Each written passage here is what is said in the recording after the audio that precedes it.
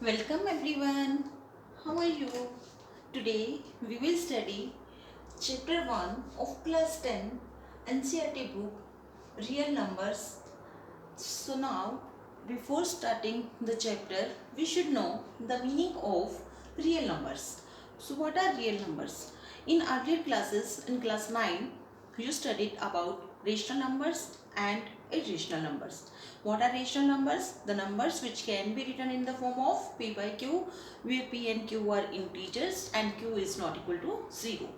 And what are irrational numbers? Which cannot be written in the form of p by q. So what are real numbers? Real numbers is the collection of rational as well as irrational numbers. This is a set which is having all the numbers which are rational and irrational numbers. So this is about real numbers. Now in this exercise 1.1 we will be studying about Euclid's division lemma. Before studying Euclid division lemma, we should know what in this exercise we will also be studying Euclid division algorithm. So before studying Euclid division lemma and Euclid division algorithm, we should know what is lemma and what is algorithm.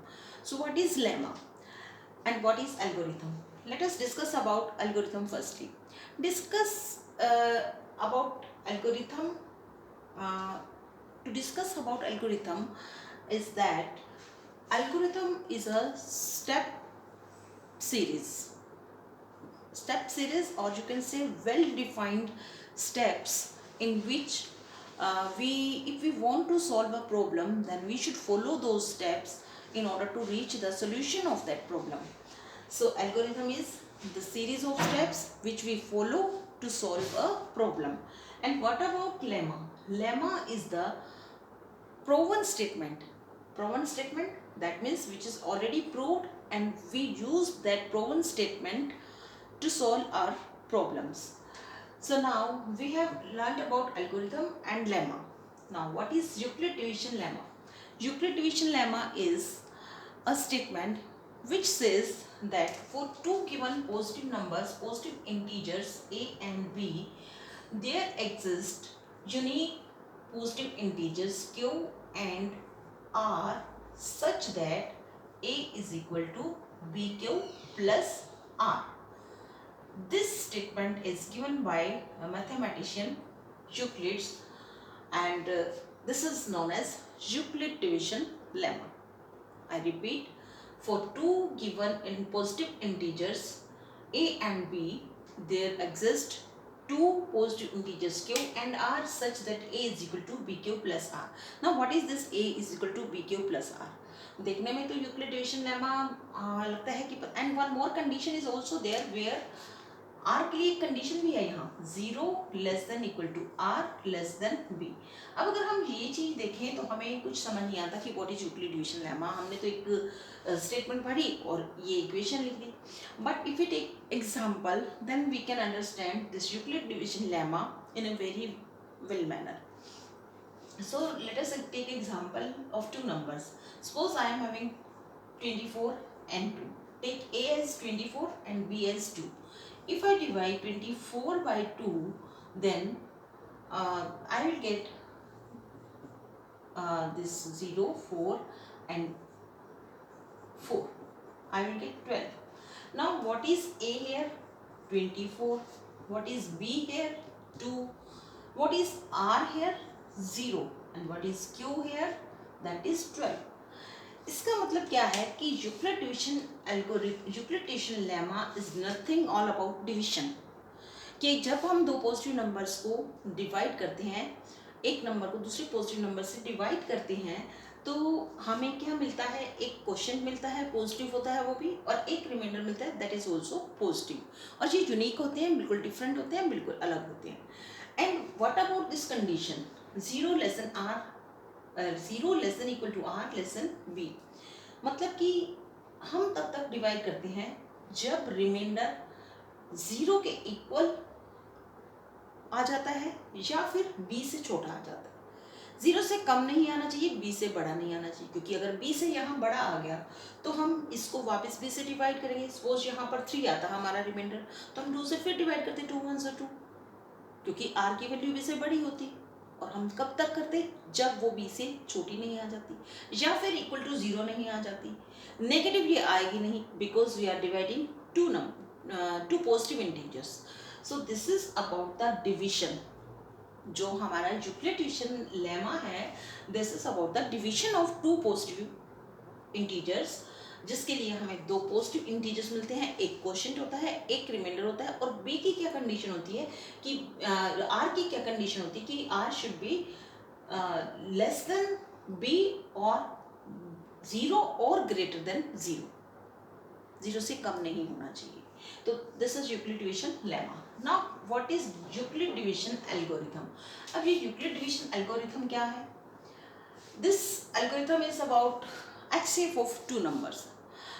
Euclid division algorithm again is a technique to find HCF of two numbers. Suppose I am having two numbers A and B, and I want to find out HCF of A and B.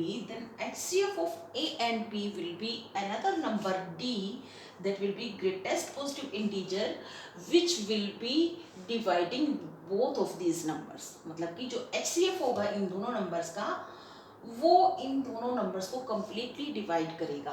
Highest number होगा जो इन दोनों को divide कर सकता है, right? तो इस तरह से हम यूक्लिड डिवीजन एल्गोरिथम अप्लाई करके दो नंबर्स का HCF निकाल सकते हैं। अब बात ये होगी कि HCF तो हमने छोटी क्लासेस में भी निकाला है, तो why to find HCF again? जब हमने छोटी क्लासेस में HCF निकाला था तो सिंपली हम क्या करते थे, जैसे हमारे पास दो नंबर्स हैं, suppose I am having 14 and 3, मैंने HCF निकालना है तो मैं क्या करूँगी, 3 4 सा 12, 2 रिमाइंडर, 2 फिर ये डिवाइजर बन गया, 3 को अंदर ले आए, 2 1 सा 2 एंड ये हमारा HCF आ गया, 1 इज HCF। यही किया था हमने, अब भी यही करेंगे, but these steps we will be mentioning in the form of Euclid division algorithm. So let us do exercise 1.1, in which first part is find the HCF of 135 and 225 by using Euclid division algorithm. मतलब कि हमें वो सारे steps लिखने हैं जिनको use करके हम HCF पर पहुंचते हैं, कि दो नंबर्स का HCF क्या है वो निकालने के लिए हम जो स्टेप्स फॉलो करते हैं, those we have to mention. तो हम क्या करेंगे, firstly we will be finding out HCF of 225 का जो पहला स्टेप है उसमें हम क्या करते हैं, 225 डिवाइड बाय 135, 135 आंसर 135, 0 एंड 9, इतना हमारे पास आ गया।